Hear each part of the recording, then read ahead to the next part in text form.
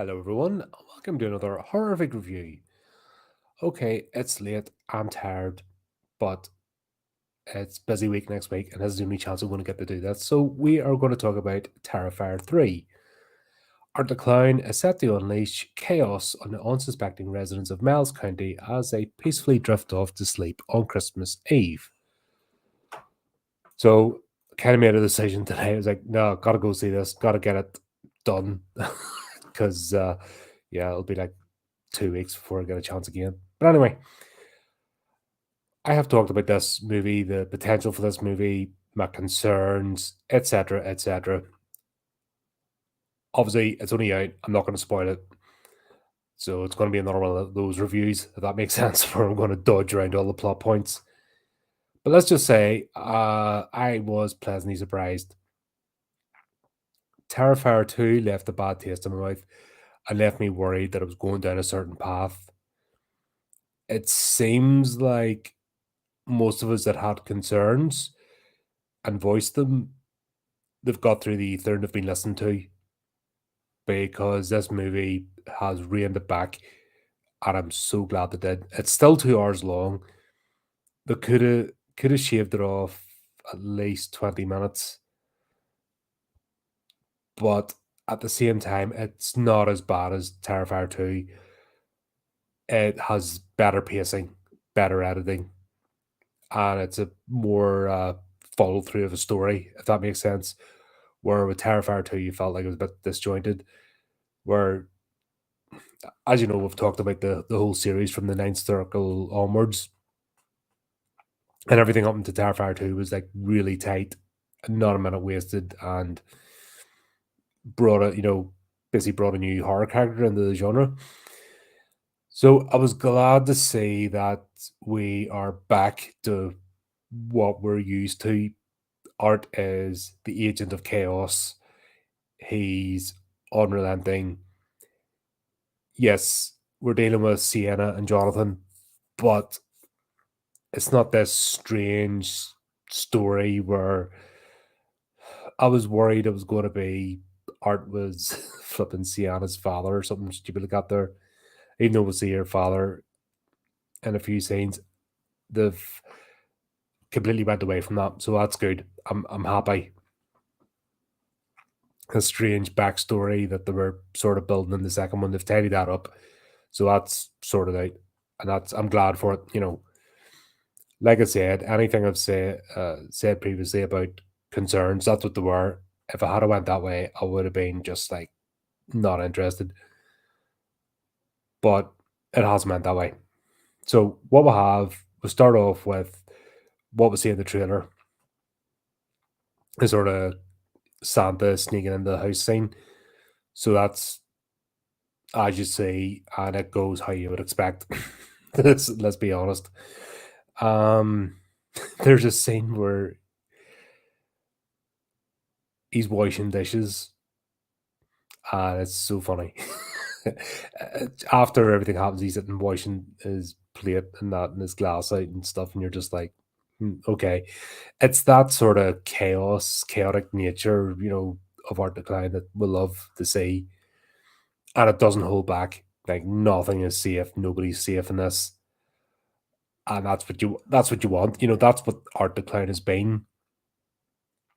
He has been that sort of line crossing, genre, and it's great to see the character back to form.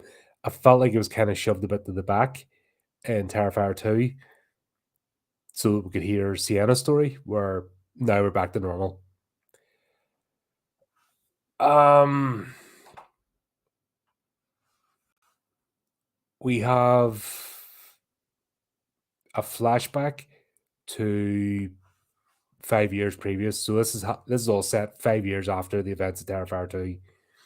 We'll get the flashback, so it's pretty much the same as the beginning or the end of Terrifier 2. We'll see what happens in the morgue and the end of Terrifier. So we'll get a bit of that replayed from 2 to 3, if that makes sense. I'm trying to avoid spoilers here like the plague, so bear with me as I dodge around all this. But basically, we get the blanks filled in, but not over explained. like I said, that was my major concern. This is going to be over explained, and we are going to get convoluted storyline, but they've tied it right up. So we'll have the resolution of how we get from 2 to 3. We also see how Victoria progresses in this, and there's a particular scene where you think Victoria's story comes in the end, but it doesn't. It carries on. It definitely leans more into the supernatural aspect, which would know, art as a demon. That's more than obvious. I know that use a lot of sort of acts as if he's in the real world, but we know that he's, supernatural being, and they're really playing it this time, and it works. At this point, there's no point. There's no benefit to having it ambiguous. Would know what he is, so that's cool. There was also the danger, if you've heard me talk before, of over explaining his backstory and ruining the mythos and the mystery that's art. That doesn't happen. So I'm glad to say that they didn't do that. There was a danger that was going to happen, but it pulled back, and we still have the mystery of not fully knowing what art is. Now, we get a bit more of a window into or not so much origins of how he came to be art, but where he comes from. However, if you watch the Ninth Circle, it's not really a big stretch to understand what's kind of happened. So I'll leave it at that. God, I think this is going to be one of my most difficult reviews because there's so many specific scenes that are worth talking about. However, if I do talk about them, I'm going to spoil the movie, and I don't want to do that. Anyway, as the poster and all shows, Art and Victoria are a team. One thing I'll say is Little Clown Girl isn't in this, and that's really that I'm really disappointed about because I was looking forward to seeing her again. She was a cracking character. I wanted to see what happened with her. It's almost like they've replaced her with Victoria. Now, were they trying to hint in part two that that was a iteration or a projection of Victoria? I don't know. Could they maybe not get the actress again? Maybe not. Fair enough. But as like I said, it's a shame that she wasn't back in this. I'll say that. We have Sienna and Jonathan are not unscarred. Let's put it like that. And I don't just mean physically. They have not just come through this, brushed it off, and got on with life. So a lot of the story is them dealing with the fallout from what happened to them. And it was well done. This is storytelling because a lot of particularly slashers don't bother with character development. Think of Nancy Thompson from Nightmare on Elm Street and look at her story arc from part one to part three, and you believe that she was not, she didn't just walk away from Freddy and didn't just brush it all off and act as if it never happened. No, it did affect her, and it channeled her life. So we're seeing this happen with Sienna and basically trying to cope with the events that happened before. Jonathan's in college. He's coping in a different way than Sienna was. There's a bit of a cult celebrity thing going on because of the Miles County Clown, which is art's become known as. So that gets played out. And yeah, somebody's been through a traumatic event and people are poking at them to get, info and goss and biz and being ghoulish about it. It plays out exactly how you imagine. So there was a good effort. There was a good effort with that. Art, how he got a Santa suit because let's be honest, you know how that's going to happen. He's not picking something off the rack. Was brilliant. So I call it in this art Santa versus art. Um, yeah, you cannot be friendly. You can't placate. You can't brush off. You can't buy. You can't bargain with Art the Clown. That's one thing this movie really demonstrates. He will either pass you by, or if he fixates on you, that's it. You're done. And that's what I love about the character.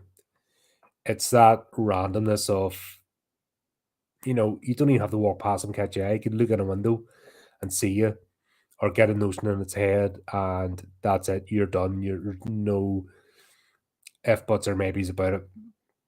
And this is done a couple of times, but particularly the oh, excuse me, sorry, I have been up from before 5 this morning, and I will be sleeping in tomorrow before because we've another stream tomorrow night. But yeah, that chaotic nature, the just insanity of what Art Decline is, and how you can become part of him, under his spell or under his radar, or that sort of thing. That's all brought forward in this, and it's really well done, and it's back to form. I think with Terrifier 2, the extra budget, the jumping up in status was maybe it might have been a bit overwhelming for Damien Leone, the director. It might have just been a bit, whoa, okay, got to do stuff, and something like that happened.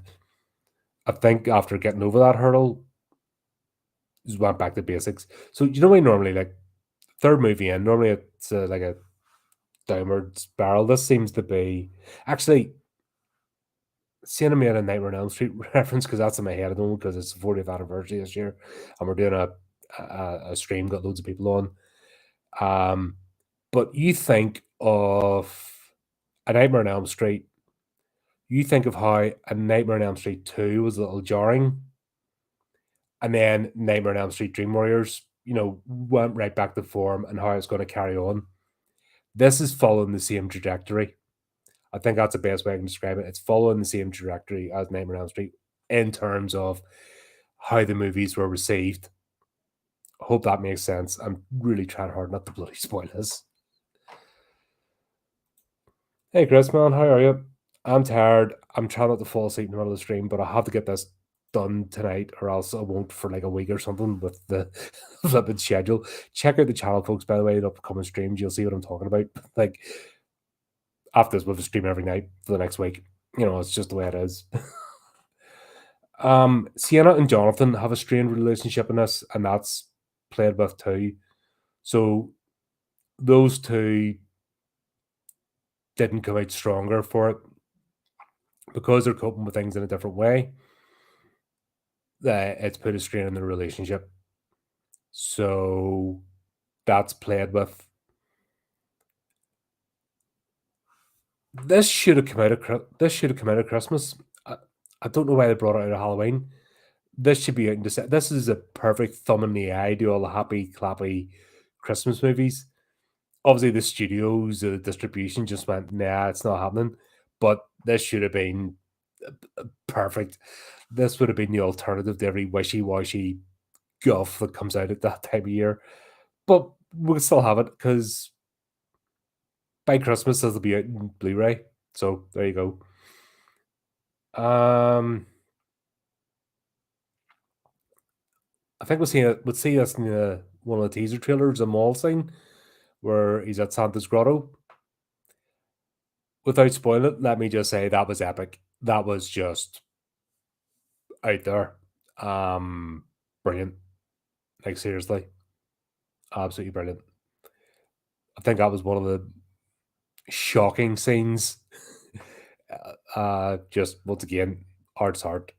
And he'll use whatever's at his disposal. And there's a scene before that explains how it was able to happen. He's really inventive. Once again, the tools and the bags. I want those bin bags, honestly. Those black bin bags he uses are amazing. See the stuff, bloody holes in that? Oh my god. Do you ever get the bin bag and if you filled up too much and you try to take it out, flipping um or if a bit of, say you had a bit of broken glass or something, or a sharp something with a sharp edge, it rips right through you and then you have to bloody pick it all up. The stuff he has in that bin bag, black bin bag, is amazing. I mean, God, they are. You could flip and use it to insulate a house or flip and put a fence. Honestly, consider how strong these bags are. You could make a fence out of them, or a barrier, or a trampoline, or something. They're bloody brilliant. But we know that there's magic involved, so we'll go with it. Why not? He swaps briefly for the Santa sack, and same thing happens. You know, you're like, how's he fit all that in there? So we kind of know that there's like otherworldly forces at play. It's not just a strong bag because if you buy one of the bags, you just reuse it, wouldn't you?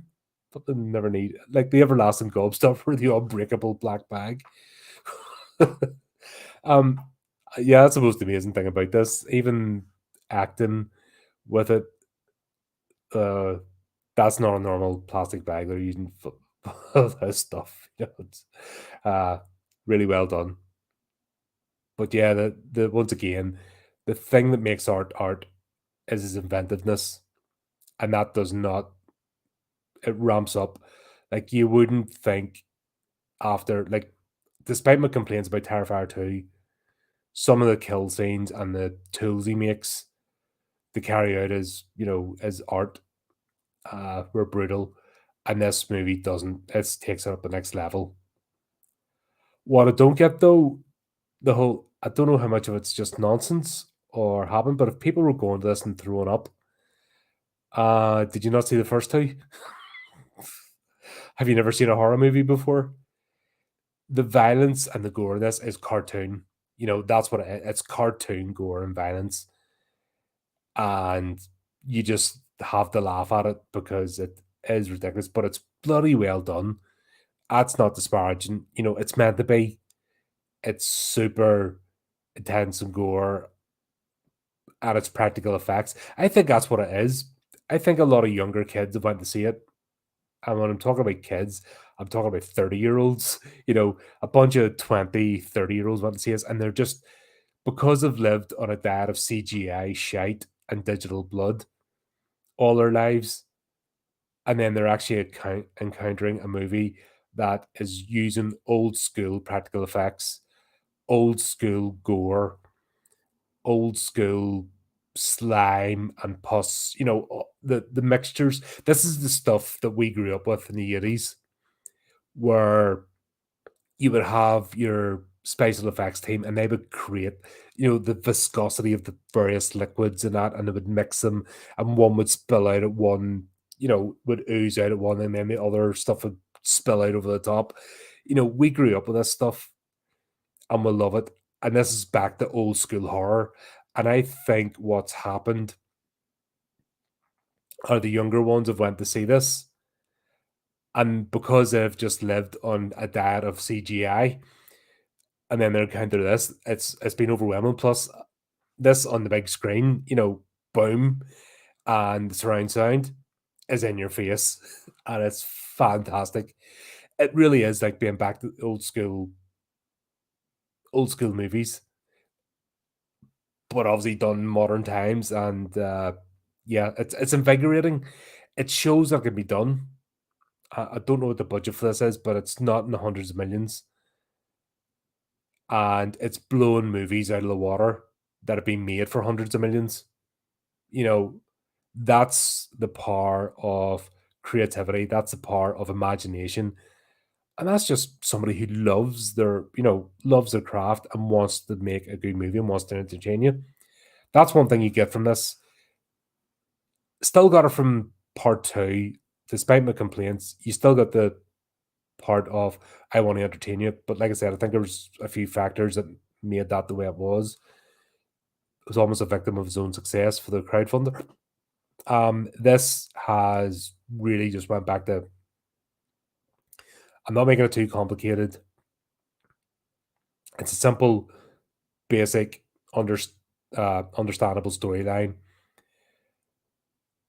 They tidied up a lot of bits from part two, which is great, but it's just back down to old school bloody horror, and I love it. This is what we need. This is the antidote to requel, prequel, remake, rehash, reboot, freaking gurgitated shite. This is somebody just going, here's my horror icon, here's my horror character. I'm taking on a journey. Do you want to come along? And that's the feeling you get from watching this movie.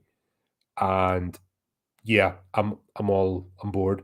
Like I said, all my concerns that I had put to aside. I'm happy to, I don't need the edgelord shit.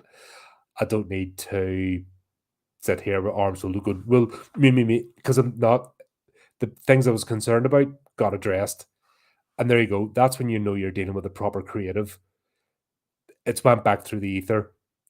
They've taken the feedback, and it's not just from me. I mean, loads of people have had similar complaints about it. The runtime, the over convoluted plot, the last act of Terrifier 2 was just, you know, what everybody praised in the first one didn't happen in the second one. So they've went back to what it was, but they've taken the story forward too. So it's not just a rehash, like the straight to DVD sequel that just stuck in art. It's not that at all. It's a continuation of the story. It's an expansion of the lore, but it's also not over explaining. It's not deconstructing art decline, which was the danger in part two that was going to go that direction. It's just carrying on the story, and more importantly, we're here to have fun. Oh,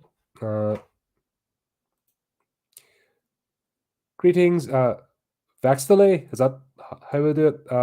Good to see you. I haven't seen you on this channel before. Good to have you on board. Thanks for saying hello. Yeah, exactly. It's refreshing, honestly. Um, I was sick and tired of coming out of movies depressed and fed up and pissed off, especially if you're looking over the last month and a half of reviews. They've all been shit. It's just been crap, just shot out on the screen, and it's hard to review a lot of movies because we weren't getting anything. I wasn't excited for this. I'll not lie. You know that. You know I had concerns. I'm so happy that my concerns have been waived and we're moving forward. And I've got hope now for the franchise. I said if it went the direction I thought it was going to go, I was out. I'm glad to be wrong. I'm glad not to have predicted what was going to happen. I'm glad to be surprised. I'm just happy to get a good friggin' movie. You know, I'm not hard to please. That's the thing. You show me on screen that you want me to have a good time. You put a bit of love and craft into it. You have everybody invested. Uh, s- yes, there's a lot of focus on Sienna's character, but she's actually moved forward from part two, and it once again it wasn't her. She started off with a good story arc, but then they overplayed it and they dragged out the third act. That's what ruined Terrifier 2. He could still go back and do a director's cut, as in cut it, and that movie would be reinvigorated as well, and you would have a really tight trilogy so far. There's all possibility, not a director's cut where you put more in, but a director's cut where you take a lot of stuff out. As discussed, check out previous reviews. But yeah, this is back, even at 2 hours long. It didn't feel as if I was struggling to get through a part of the act. Now, I've been up since before 5 o'clock this morning. It's now nearly half one in the morning, and I enjoyed this movie and was able to watch it, and I was invested. Just to give you a bit of context of I'm back. Yeah, I'm going to crash and burn after this stream, but the fact that even being that tired and going to see it at that time of night, I enjoyed myself. I was invested. I was able to pay attention. I couldn't have watched Terrifier 2, for example, at this stage. I would have just switched off. But here I was actually invested. I was watching every scene and interested in how the story was going to go. They really they took Victoria to the next level. That was a good. She metamorphosized into what she was going to be, and we got to see a bit more of the connection. We also got a bit of a hint of Sienna's connection. So that was good, but without over explaining it. We don't know who we know there's now two opposing forces, if that makes sense, without spoiling it, which it's obvious anyway from part two. But we know there's a plan. But thankfully it's not going the direction anymore that part two was hinting at, which I'm so happy. God, what else can I say without I don't want to spoil it. I've said this about 10 times now in this review. There's a character called Mia. She is dog shit. She is a horrible character. The actress plays her well, but she's playing an absolutely shitty, horrible, narcissistic, just disgusting uh, character. If you have heard me talk about true crime, and I had in my head, which has been corrected, obviously, which is, you know, once again, not afraid to say when my perceptions have changed, but my thought or my perception of people who enjoyed true crime were Mia in this. So her character was my depiction, in my head of a true crime fan. I know they're not like I know true crime fans aren't like that, and I've obviously turned in the appreciate a few myself. But she is a personification of that. The stereotype and what a lot of people think of as true crime fans, and the type of person that would write to a serial killer, on death row to get a bit of a buzz. She's that sort of horrible, horrendous person, and yeah, she's a thing in it. But she's a useful tool because it highlights the pressure that Jonathan and Sienna have been under since the events of Terrifier 2. So it was good the fact as well that they did that. The 5 year break works. The 5 year break, as in their time between the two movies, it's a good plot device and it was well utilized. And that's it. And things really come to a head. And do you know the final battle scene between Sienna and Art in part two? Do you know why that dragged on and on and on? This time it doesn't. Completely different. And it was tighter, it had more tension, more drama. There's one scene in particular where I could see people maybe getting the barf bag. And they didn't bloody have any. I wanted one of them barf bags. Have you seen them? The cinema as they're doing. I don't know what it wasn't. I went to the View cinema and it didn't have any. I'm annoyed. But anyway, yeah, that was really tense and a lot of fun. And you could see the hatred. You know, Art really hates Sienna because he bested her. It's almost like he's throwing a temper tantrum. And do you know why in Halloween Kills and some of the Halloween movies where we get frustrated with Laurie Strode and Michael Myers because they basically crash and bump against each other like the Terminator? I was use the T1000 T800 analogy of just smashing each other through walls. Yet Michael Myers decimates everybody else, but when it comes to Laurie, they sort of hold up their own, and we got a bit of that with part two.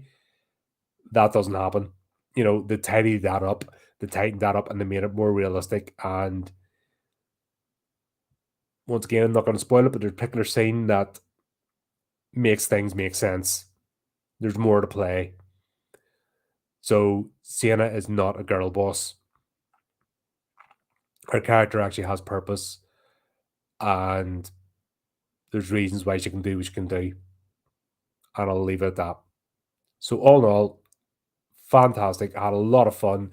I'm so relieved that it didn't go the way I thought it was going to go.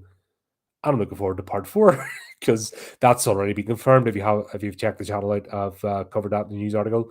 They've already greenlit Terrifier 4, so I think that starts shooting next year. So there you go. No, I'm not doing another movie marathon. Not happening. Sorry, that near broke me.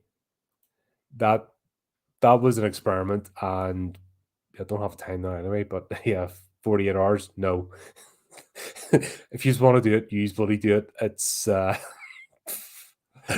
yeah, I'm not doing that again. That was I was hallucinating. Freaking 15th movie, and I was hallucinating. That wasn't good. But there you go, folks. Hope you enjoyed it. I hope I managed to not spoil anything and give you an idea of what the movie's about. And if you did have the same concerns I do, just know that don't worry about it. It's sorted. They fixed it. They've listened. We're back on track again. And yeah, here's a modern icon. Art is now up there. Jason, Freddy, Michael, Pennywise, Leatherface. Art is up there now. That without a doubt, with this third installment, he's there. Not even fifth installment. Ninth Circle and All Hallows Eve. We keep forgetting about those. We did a whole discussion as well on.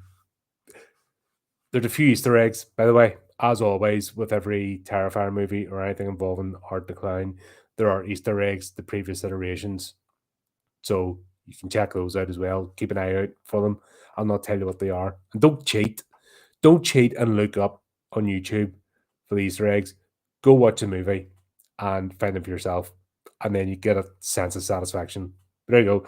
I'll leave it there. Thanks everyone for tuning in. And until next time, keep updated with the channel, do the type of clicky things, and remember to keep it creepy, keep it horrific.